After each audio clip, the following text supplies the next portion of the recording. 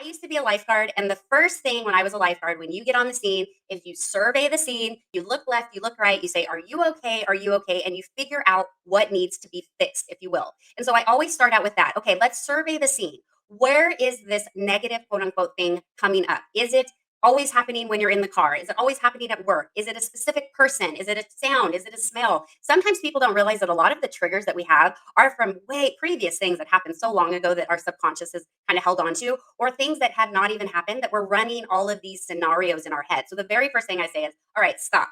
We got an emergency here. We're going to survey the scene. We're looking to the left. We're looking to the right. We're brain dumping and getting it out all on the table. And then we're going to assess where this is actually coming from. And the thing is, a lot of people don't realize where it's coming from. They're projecting on their children when it's really their job, or they're projecting on their job when it's really their significant other. And so when you can kind of throw everything out on the table and assess it, people start to relax and their shoulders go down and they go, oh, I didn't realize this is really what it was.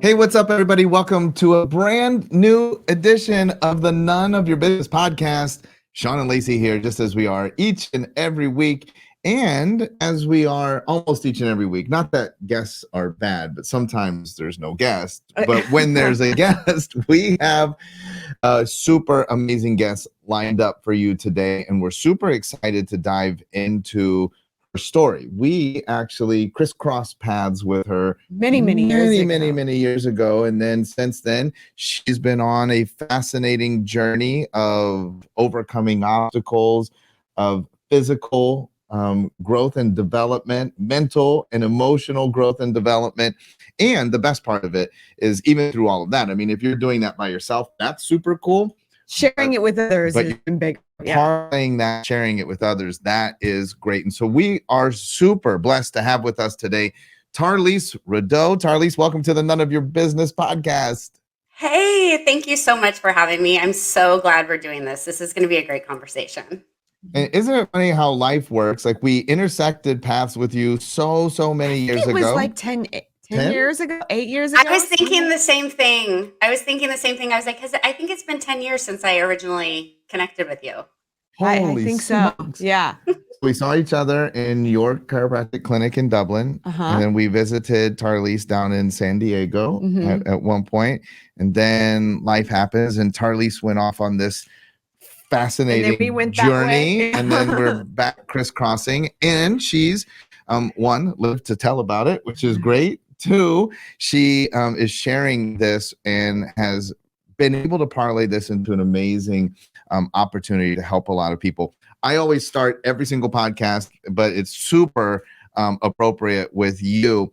I always ask people, how did we end up here speaking to each other? Tell us sort of about that particular journey. How do we end up talking together here on this podcast today? Yeah, it's interesting. So I always say I love roller coasters, but not when it's your actual life. So I've had some ups and downs over and over, and I do really well, and then I'd have some kind of adversity happen. And the reason that I got into the profession that I'm in, or the reason that we're talking right now, is I originally thought that I wanted to teach people about social media. I thought I wanted to teach people about how to get themselves out online and how to get their voice known. And what I learned after working with a few thousand people is people had a lot of stress. There was a lot of insecurity putting themselves out there online. There was a lot of confidence that was coming up. And so I wanted to work more closely with people and showing them it's okay if life hits you. It's okay if you have, these obstacles that pop up. We're going to get through it together. And so what I did was, about 10 years ago, I started online just sharing my story. I've had some really crazy stuff happen in my life. My mom took her life. I've been in a near-death car accident. My birth father passed away. I've had cancer in my eye and been in the hospital for months at a time. I've had both of my cars, go underwater and be flooded. I've had black mold in my house, like all of these quote unquote bad things that have happened to me. But what I've realized is, through my mom passing and through all of this really intense stuff, is this was brought to my life, or this happened in my life for a reason. I made it through for a reason, and now I'm sharing it and helping other people. And so a lot of people might take the boo-hoo, poor me, life is hard, things can't work. And I kind of went the opposite direction with it and was like, no matter what pops up in your life, I'm going to hold your hand. We're going to get through this. We're going to use this stress to our advantage. And so every single year, I just showed up online, kind of continually doing the same thing. And it started out as teaching business, and now the business is there, but it's because people are feeling more confident. They're feeling that no matter what happens, they can get through it. And we're doing it together. I really built a great community. And so I think that's how we came about, talking right now, is because I put something out. I said, listen, you guys, I don't mean to toot my own horn, but I've been doing this long enough that I promise you, if something's happening in your life that's negative right now, I'll help you find a way to get out of it. It sounds crazy, but I've done this long enough that my brain just goes there. My brain doesn't work linearly. I'm thinking of all these ways that we can make things work. And so it's turned into a beautiful community and business. And just, I feel so blessed to wake up every day and be able to do this. Gosh, I really love what you said about taking stress and turning it into an opportunity, or leveraging it to have more of what you desire in your life. That concept, I don't think a lot of people, think about it that way. And so I imagine that you run into people and they're like, but the things that I'm dealing with, right? Because everybody has their own unique story. And so, and they believe that their situation is unique, and it is, of course. But what do you say to people when they're like, but my stress is so big. This is so big. I can't even begin to imagine how this could be turned into something positive. How can you help them start to reframe how they feel about their situation? Yeah. So there's something called eustress. It's EU stress, which a lot of people don't realize. It's actually the positive side of stress. It's that tingly feeling, excited feeling that you get when something good. That's actually a form of stress. And so I remind them that it's just energy. It's a feeling, and we can focus on the negative of it, or we can focus on the positive and what we want. And the first step, I believe, to getting the ball rolling with that is getting really present. I've noticed, and I realized from working with people, that a lot of the stress that's happening right now, it's not actually current moment. It's something that happened in the future, or hasn't happened in the future, that we're worrying about. It's something that happened in the past, that maybe a teacher yelled at you, or your significant other wasn't kind. And so you kind of hold on to that and carry it into the current situation. And so the first thing I tell everyone is, all right, I used to be a lifeguard. And the first thing when I was a lifeguard, when you get on the scene, is you survey the scene, you look left, you look right, you say, are you okay? Are you okay? And you figure out what needs to be fixed, if you will. And so I always start out with that. Okay, let's survey the scene.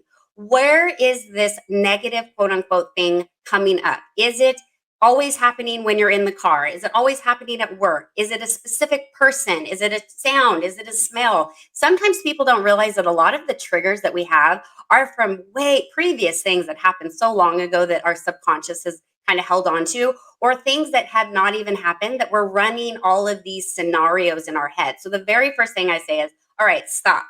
We got an emergency here. We're going to survey the scene. We're looking to the left. We're looking to the right. We're brain dumping and getting it out all on the table. And then we're going to assess where this is actually coming from. And the thing is, a lot of people don't realize where it's coming from. They're projecting on their children when it's really their job, or they're projecting on their job when it's really their significant other. And so when you can kind of throw everything out on the table and assess it, people start to relax and their shoulders go down and they go, oh, I didn't realize this is really what it was. Once we discover what it is, then how are you helping the people that you work with to resolve that?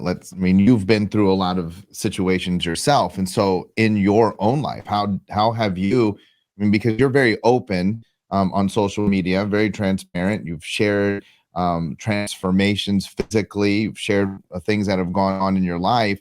But for some people, if they identify, it's not that easy. So now that I know this is the issue, well, that didn't necessarily fix it. Yep.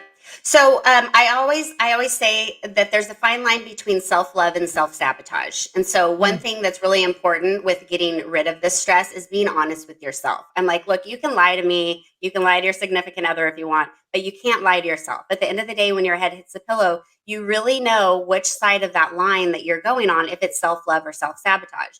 Are you sitting down and taking that nap because you really need it, because your body needs to, get some rest and it's something that's important?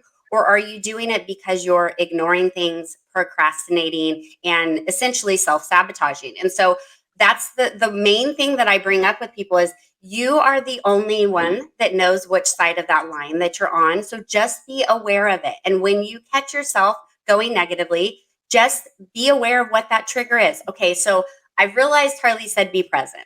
I get it. Easier said than done, Tar'Lese. You told me to put everything out. Okay, I'm surveying my scene, and my scene is pretty stressful. This isn't working. So I asked, I know, they're like, okay, like drop the mumbo jumbo. What do we really do? But it's something that once people are aware of it, they really come back to me and they go, you know what, Tar'Lese, today I went to sit down and eat some chips, and I was like, this is self-sabotage. This is not self-love. This is not something that I need to do.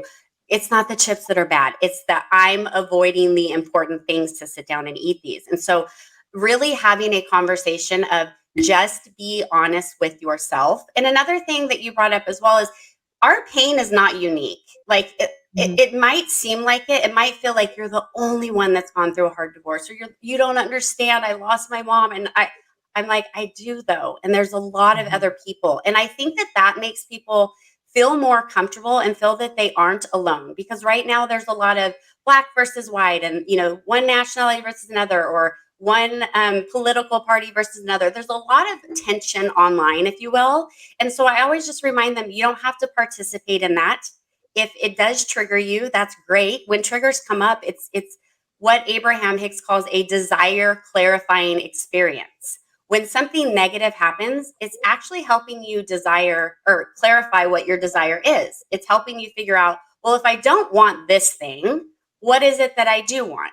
And once you know what you do want, then you can focus on that. And we can focus more towards the self-love and more towards doing the things that are getting you into momentum. Because what I realize is once people get into momentum and out of their own story or paradigm, the ball you can't stop it. They feel like a new person, and they're like, I can't believe I was stressing over something that really isn't that big of a deal, if that makes sense.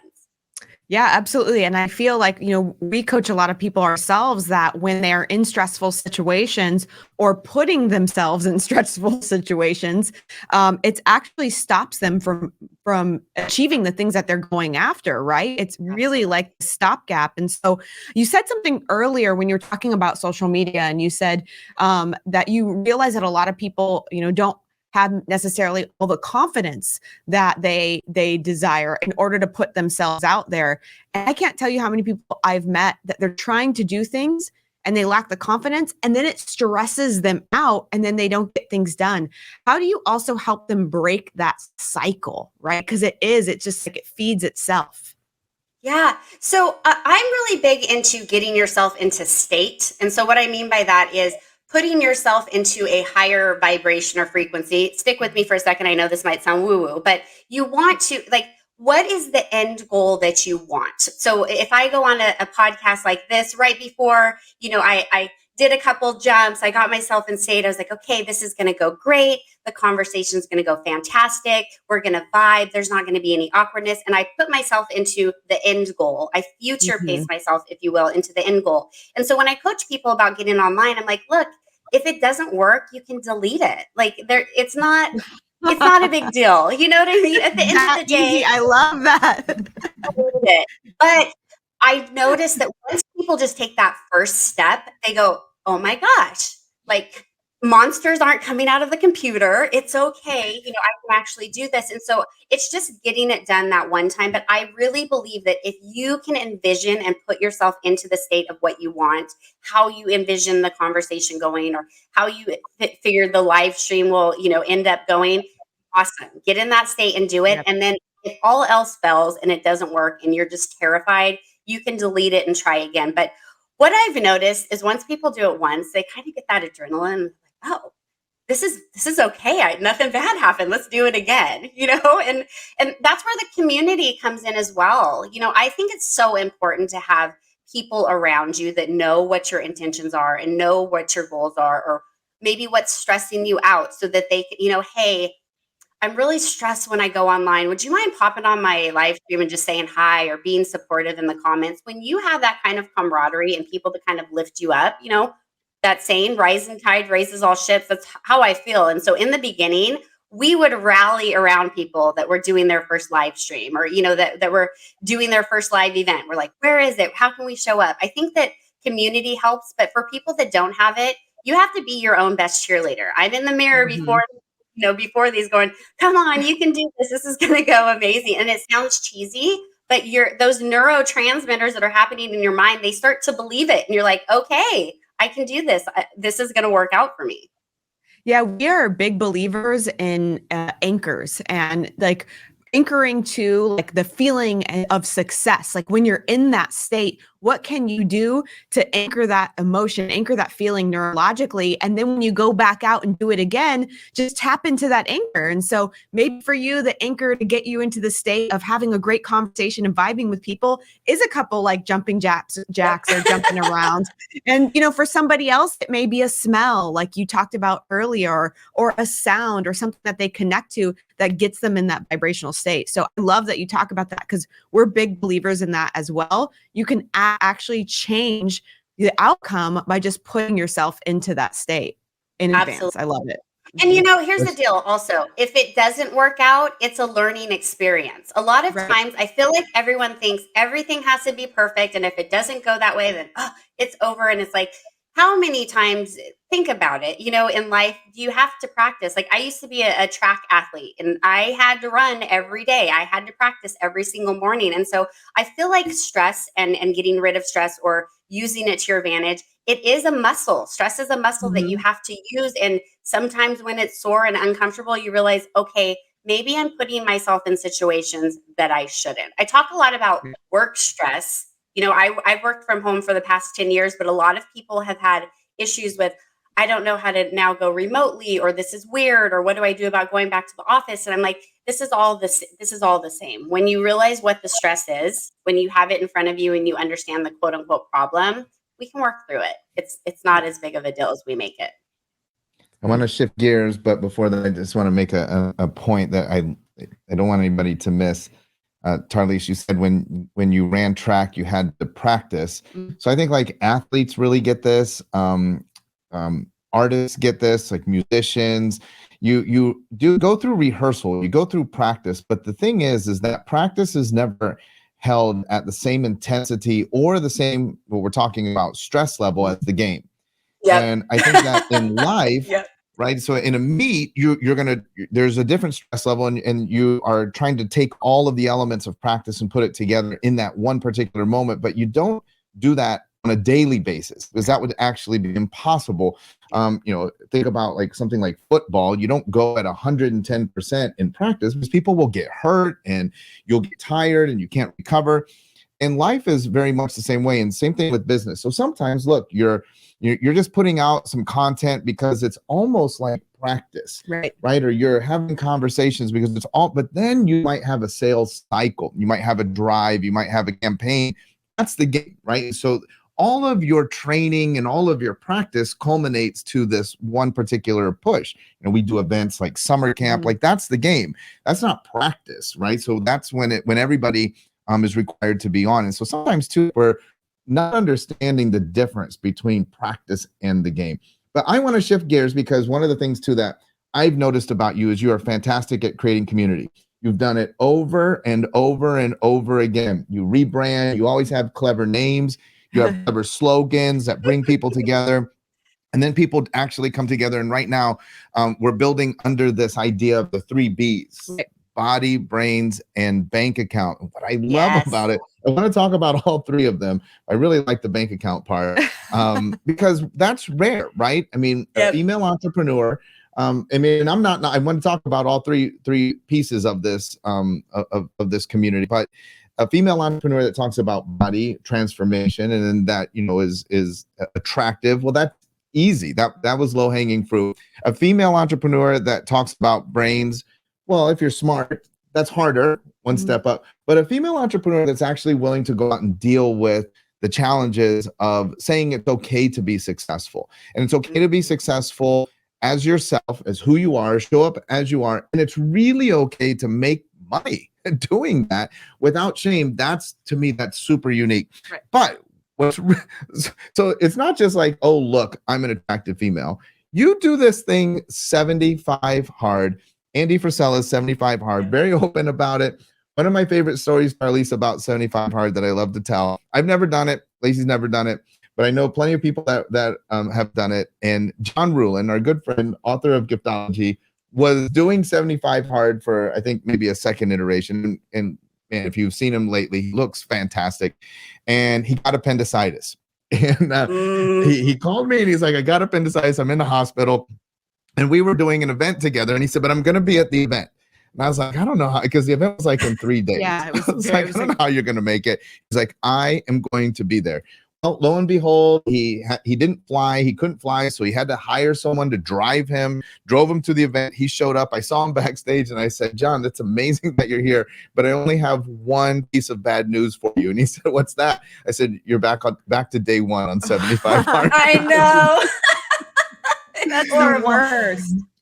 Tell us about your journey with that. So, total, I've been in health and wellness for a while, but I've lost 80 pounds. I used to be 80 pounds heavier. And now doing 75 hard, I think that everyone says, oh, it can't be that difficult. It can't be that hard. It's really a mental toughness challenge, to be really honest. But it's interesting because I did things during that challenge that I've been in San Diego for the past 2 decades almost.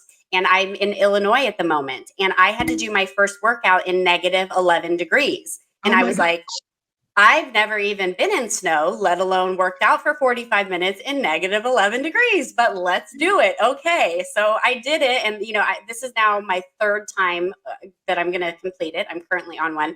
But, it's funny. The reason that I named my brand Body Brains Bank Account almost 10 years ago is because I'm what you call multi-passionate. I could not focus on one niche. I was like, I want to talk about health and wellness, but I want to talk about, but I love talking about mindset. And so I just decided, let's have a hub where I can throw all of my ideas and the stuff I love talking about into one place. And so that's how Body Brains Bank Account came across. Yes, I've lost 80 pounds. Yes, I help people with health and wellness, but the stress management, helping people with personal development. But I always talk about money. I always have. Like, since the first day I started promoting online, I was telling people to join my business. And I've never been afraid of working with people. I used to be in the commercial finance field, and I was the only female that was at least 10, 15 years younger than the entire team. It was myself and 13 men. And so I had to learn to be really comfortable with putting myself out there, being bold, being okay with talking about earning money, being okay with, people thinking that I'm the secretary or the assistant when I'm like, I'm the one actually making the deal here, And so I love that you brought that up because it wasn't some well thought out thing. I just said, how can I talk about the things I love without getting people too confused? Can we put this in one hub? And it's worked out. And I'm so glad for it. Yeah, I love that. And what I love most about it is it's all interconnected anyway. I mean, you can't, as you get healthier, and you get fitter and you're happier in your body, then you have a tendency to make more money. When you're working on your mind and your subconscious conversations that you have with yourself and dealing with stress, you get healthier and then you make more money. And it's like, they all go together and they're interconnected, and you can't ignore one of those components for very long, right? Yeah, if you want to get after their life. Yeah, you just can't. They're so intertwined. And that's the one thing that I've noticed in the stress management coaching is a lot of times people will realize they think it's their health that's stressing them out, but it's really their work that's causing them to not feel healthy because they're not taking care of themselves. And so it really is all intertwined. And it's so cool to see people. So if you go to one of my previous websites, I was looking over it the other day because I'm updating my current one. And I just started tearing up looking at the testimonials because so many people said, I came here to make money. I came here to make fit, to be fit, or I came here to do something else. But I'm now having better relationships with my children. My spouse and I are doing date nights now. I have a mastermind and I'm connecting with people. I'm getting outside and actually communicating and not, being by myself. And so this spider web of benefits that's happened when these people thought they were joining me to make money. And I'm like, oh, you're going to make money, but that's not why you're really joining me. You just don't know it yet. So it's been so cool because I think that I'm providing one thing and it usually they get something totally different out of it, which I'm okay with. I'm like, however you need it, I'm here. But it's been really fun because I love talking about all three categories. And the more that they intertwine, the easier it is for me because I don't really feel like there's a distinction between my personal life and me as a person and what I do for work. It's like, this is who I am. And people that have known me for a long time, they're like, I don't know how you made all this work, but you did. Me neither. I love it. So speaking of that, how do people become a part of your growing community? How can people engage with you? Yeah, so everywhere. Luckily, the good thing about having a name like Tar'Lese is that all the internet handles were available. So anywhere online, any platform, I'm Tar'Lese. It's Tarlese. My website is also tarlese.com. So that's very simple. So there are a few other Tar'Leses, but I'm the first one to pop up. So you can find me there. I have Facebook communities, but if you go to my website, you can kind of poke around. We're up to upgrading it right now, which is really cool. But if you went there at this very moment, there's still a ton of great stuff for you. But yeah, it's thanks to my mom for giving me a difficult name because that's where you can find me online now. So for people listening, like, who is the person that really needs to jump over their own obstacles and get plugged in with you? What are they facing right now? That is something that you're like, hey, if you're in this position, get plugged in with me now because that's going to be something that's right in my wheelhouse. Yeah. So I work with, so it's interesting. I realized I don't have a niche. I work with like a divorce attorney and a dentist and a stay-at-home mom and, people that have home-based businesses. So it's not a niche of people. The person that I'm looking to work with right now are people that are telling me I can't sleep at night. They're sidetracked in their business. They're not getting stuff done. They're procrastinating on things. They're spinning their wheels and feeling like, oh my gosh, the day's over and I'm still doing the same stuff. If you find yourself in a wheel or a hamster wheel, a loop of continuing to have the same thing happen in your life, or like the roller coaster that I mentioned, if you're the kind of person that you have success and then it immediately goes away, you are the kind of person that I love working with because I am really good at helping you identify what your self-sabotage is and get rid of it. You soon and very quickly come to realize that it is not serving you. And one thing about the community is it's a healthy competition. I've noticed that no one wants to be the one that still has their issues. So they're like, I'm going on a walk today. I'm working, I'm doing stuff. And so I love it because everyone's so kind to each other in our communities. And they really do, when they have a problem, it's kind of like everyone's lifting each other up. So it's amazing. So if you're like, I'm not sleeping, I'm frustrated, I'm procrastinating, I'm making excuses, I'm not happy, I'm putting on a mask when, after the live stream ends, I'm crying to myself. Let's chat because it's not a difficult process that we go through. It's literally, my tagline, I guess you'd say, is I help you reduce stress in 7 days or less because I've done it for many, many, many, many years. It's a process. Every single day you go through one super quick, like 10-minute exercise and you realize the stuff you're holding on to, the things that aren't serving you, and we get rid of them. And the most important thing that I help people with is we go through a list of what's not working and we cross all those puppies out and we give you something to actually take action items on and to move forward on so that you feel like you're accomplishing something as we do it. I think that's important to see the goal and know where you're going. And so that's what I've been focusing on really for the rest of the year. I'm like, if I can help people get rid of their stress or at least reduce their stress in a week, my job is done. And it's happened over and over and over and over. And so I'm like, let's keep doing it. It's obviously working. I mean, if you're out there and you're listening to this and you are stressed out, you should feel a little bit of hope. You should feel a little bit less stressed to know that there's actually a process that you can go through to help you alleviate this. I mean, I think a lot of people too, their stress comes from not knowing what to do next, not knowing what the next step is, being in unknown territory or having overwhelm. So to find somebody like you that can say, this is what we're going to do, and we're going to have actionable items on the other side. I mean, that is a fantastic formula. And I hope that if you're listening out there that you take action because your life could change in 7 days or less. That's a pretty amazing thing. Well, we always have it is. And I was worried about saying it at first, but I was like, you know what? It's worked so many times. I'm going. Yeah. I love it. Well, yeah, share with us though, what was your biggest stress that you were able to overcome?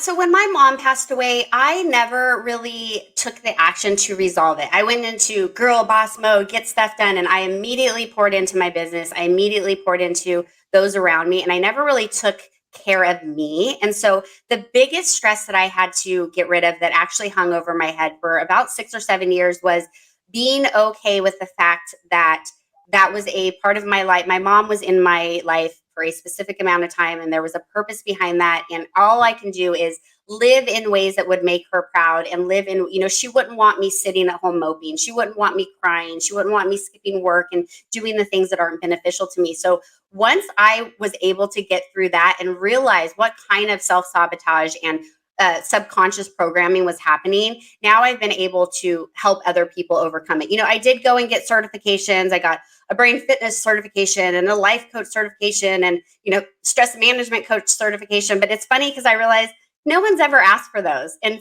almost 7 years of having them, people are like, can you help me or not? I don't care about what's on your wall. Can you help me? So I do have the technical training behind it, but for me, I realized it's just the more that I do this and get in flow, it works. And so for me, being able to get rid of one of the biggest negative, quote unquote, things that's happened in my life, it's really reminded me that I can help other people through this as well. And there's been some really intense and crazy things that have happened to people that I work with. I work with an emergency room nurse. I mean, can you imagine how much stress is in an emergency room? And she messaged me last week and said, I don't even know how to explain how some of the techniques that you've given me have changed my life. And she said, now other people are coming in and I'm telling them, just from breathing techniques to yoga to stretching, just different things. And I said, that's the kind of impact that I want to have on the world. Showing people how to be grateful and showing people that there is as cheesy as it sounds, there is a bright light at the end of the tunnel. There is. And so, to answer your question, that's definitely was the thing for me. And I realized what it was is I just kept holding on to this thing. It happened to be my mom for me, but people let this thing fester and build momentum, and we could just handle it in the beginning and it probably wouldn't be so bad. You know what I mean? So if that was like the biggest stress, maybe potentially the lowest low on the roller coaster, what was your biggest win? I would say coming out on the other side of it and building a community around this has been such a win for me. Seeing the ripple effect that gratitude, stress management, and really, I always say it's confidence, clarity, and community for me. Those are the three things I focus on. So helping people have confidence, helping them have clarity and an actual plan to move forward, and building a community of like-minded people around them that can raise them. That's been the coolest thing. Like when I go into some of our communities and I see people that I've been working with for, 5 years, 6 years plus, and they keep coming back and they keep bringing their friends and sharing with more people, I just can't think of a better thing. Every single day at 12:34, I stop and give gratitude. I've done this for 14 years now. I have not missed a day in 14 years. And I used to do it on an old school alarm clock. At 12:34, I would just stop and I'd say, I'm so grateful for, and I would give a list. And now every single day I do the same thing. I got it tattooed on my arm so that people always ask me about it, but it's part of my day. And now I'm getting choked up thinking about it. Now I have a testimonial folder with hundreds of people that are like, I stop and give gratitude. And now my kids are doing it. And my coworkers are doing it. And just knowing that I can have that little effect for 1 minute during someone's day, that's like the highlight to me. Just, if you could be known for something, or if I left the earth today, knowing that an alarm goes off for so many people every day, just having them take a moment to be happy and grateful and thankful. I can't think of a better accomplishment than that, honestly. Yeah. And what a beautiful testament to the things that you teach. And you really walk the walk. You had that stressful situation in your life with your mom, and then you were able to use that for the greater good. Use that for, not advantage, but to make an impact. And that's exactly what you're teaching people that they can do in their lives as well. So it's just beautiful how that came full circle for you. So thank you for making that impact. Cool. Thank you. And, someone said, you know what I love about you, Tar'Lese? You turn your adversity into assets. And I said, oh, that's pretty cool. Because That's imagine a good tagline. I was like, that is pretty cool, though. Thank you for thinking of that, because imagine if you could take all of this adversity or these negative things and really think of them as, how is this an asset to me? How can I bring value to myself and others because of this quote unquote negative thing? I mean, I thought that was the coolest thing. So I was like, yes, I want to show people how to turn their adversity into assets and make it something that shines for them and something they're happy about. Yeah.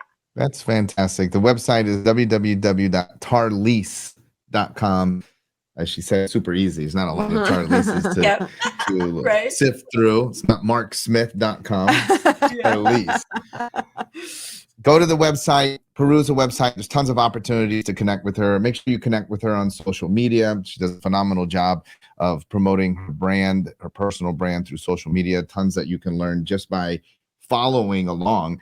But really, what it amounts to is, if you really want to go the next step in your life, you have to engage. And so we're encouraging you to engage with Tar'Lese. She's super engageable. She's someone that you can approach and talk to you, spot to you.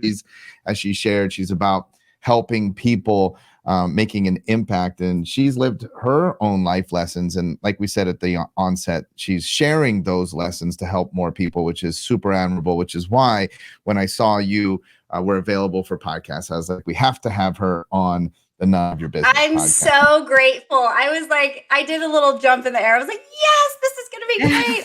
I appreciate you both so much. And I just respect both of you so much. And I was like, this is going to be a great conversation. So thank you so much for having me. Well, thank you for being on. We appreciate you.